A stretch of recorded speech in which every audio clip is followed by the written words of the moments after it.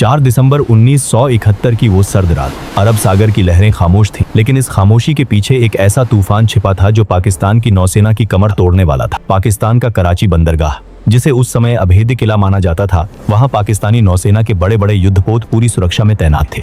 कराची की सुरक्षा इतनी चाक चौबंद थी कि परिंदा भी पर नहीं मार सकता था। पाकिस्तानी जनरलों को पूरा गुरूर था कि भारतीय नौसेना कराची तक पहुंचने की हिम्मत भी नहीं कर सकती, लेकिन उन्हें यह नहीं पता था कि समंदर के सीने को चीरते हुए मौत का एक साया उनकी तरफ तेजी से बढ़ रहा है। भारतीय नौसेना के 3 छोटे लेकिन बेहद घातक मिसाइल बोट्स INS निपात, INS निर्घट और INS वीर रात के अंधेरे में कराची की तरफ बढ़ रहे थे।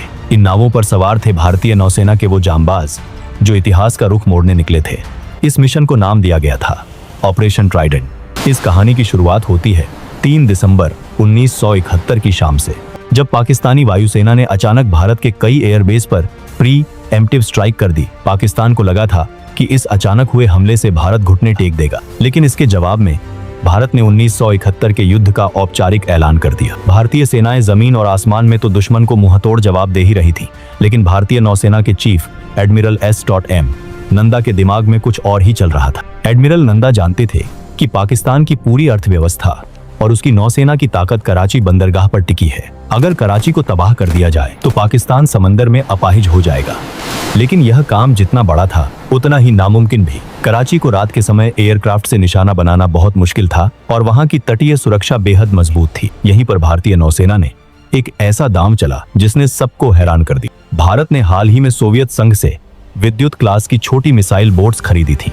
इन बोट्स पर घातक स्टिक्स एंटी शिप मिसाइलें लगी थी, लेकिन एक बहुत बड़ी समस्या थी। इन मिसाइल बोट्स की रेंज बहुत कम थी। ये मुंबई से कराची तक जाकर वापस नहीं आ सकती थी। इनके फ्यूल टैंक छोटे थे।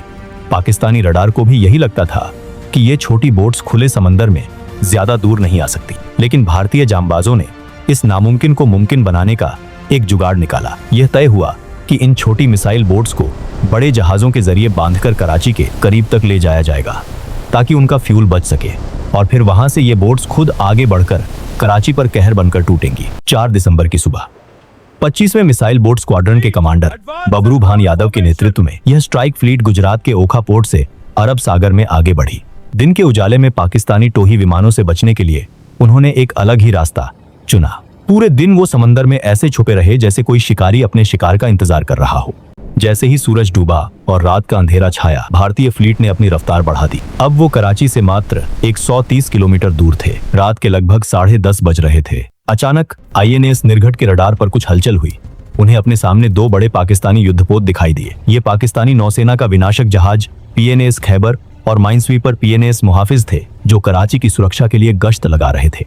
पाकिस्तानी जहाजों को लगा कि ये कोई भारतीय लड़ाकू विमान है, क्योंकि उन्होंने कभी सपने में भी नहीं सोचा था कि भारतीय बोट्स इतनी करीब आ सकती हैं। लेकिन इससे पहले कि वो कुछ समझ पाते, रात 11:45 बजे INS निर्घट ने अपनी पहली स्टिक्स मिसाइल दाग दी। रात के अंधेरे को चीरती हुई यह मिसाइल सीधे PNS खैबर के इंजन रूम में जा घुसी। एक जोरदार धमाका हुआ और खैबर के परखच्चे उड़ गए। जहाज पर आग लग गई। पाकिस्तानी नौसैनिकों में हाहाकार मच गया। उन्हें समझ ही नहीं आ रहा था कि हमला आसमान से हुआ है या समंदर से। कुछ ही मिनटों बाद निर्घट ने दूसरी मिसाइल दागी और PNS खैबर, पाकिस्तानी नौसेना का सबसे बड़ा गुरूर, हमेशा के लिए समंदर की गहराइयों में दफन हो गया। अब बारी थी INS निपात की। निपात ने अपने रडार पर 2 और जहाजों को लॉक किया।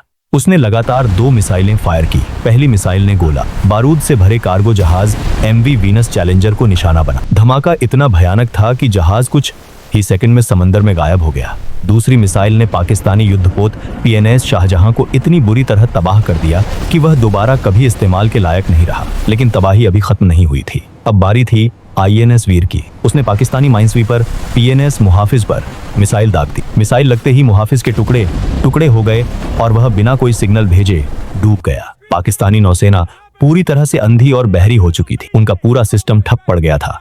लेकिन भारतीय नौसेना का सबसे बड़ा धमाका अभी बाकी था। कमांडर बबरू भान यादव ने अपनी बोट INS निपात को सीधे कराची बंदरगाह की तरफ मोड़ दिया। अब वो कराची के तट से कुछ ही मील की दूरी पर थे।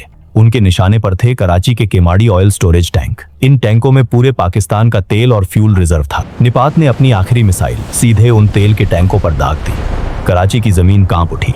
आसमान आग की लपटों से लाल हो गया। तेल के टैंकों में लगी आग इतनी भयंकर थी कि उसे 60 किलोमीटर दूर से देखा जा सकता था। यह आग अगले 7 दिनों तक धधकती रही और पाकिस्तानी सेना उसे बुझा नहीं पाई। पाकिस्तान की नौसेना का पूरा फ्यूल जलकर खाक हो गया था। हमला पूरा करने के बाद तीनों भारतीय मिसाइल बोट्स ने वापस अपने वतन की ओर रुख किया। पाकिस्तान की वायुसेना और नौसेना पूरी रात भारतीय बोट्स को ढूंढती रही, लेकिन भारतीय जांबाज उनके राडार और विमानों को चकमा देते हुए बिना किसी नुकसान के सुरक्षित मुंबई लौट आए। जब यह खबर भारत पहुंची तो पूरे देश में जश्न का माहौल था। भारतीय नौसेना ने एक ही रात में पाकिस्तान की कमर तोड़ दी थी। यह इतिहास में पहली बार था जब एंटी शिप मिसाइलों का इस तरह से किसी युद्ध में इस्तेमाल किया गया था। इस अप्रत्याशित और खौफनाक हमले ने पाकिस्तानी नौसेना को इतना डरा दिया कि युद्ध के बाकी दिनों में उनका कोई भी जहाज कराची बंदरगाह से बाहर निकलने की हिम्मत नहीं कर पाया। इसी महान और ऐतिहासिक जीत की याद में भारत हर साल 4 दिसंबर को भारतीय नौसेना दिवस मनाता है। यह कहानी सिर्फ मिसाइलों और जहाजों की नहीं थी। यह कहानी थी भारतीय नौसेना के उन शूरवीरों के अदम्य साहस, सटीक रणनीति और उस जज्बे की जो दुश्मन के घर में घुसकर उसे उसी की भाषा में जवाब देना जानते हैं। समंदर की वो लहरें आज भी भारतीय नौसेना के इस ऑपरेशन ट्राइडेंट की गवाही देती हैं। दोस्तों, अगर आपको भारतीय इतिहास का यह अनसुना और रोंगटे खड़े कर देने वाला किस्सा पसंद आया हो तो वीडियो को एक लाइक जरूर करें। ऐसी ही शानदार और ऐतिहासिक कहानियों के लिए हमारे चैनल को सब्सक्राइब करना ना भूलें। अपनी राय कमेंट्स में जरूर बताएं। तब तक के लिए जय हिंद।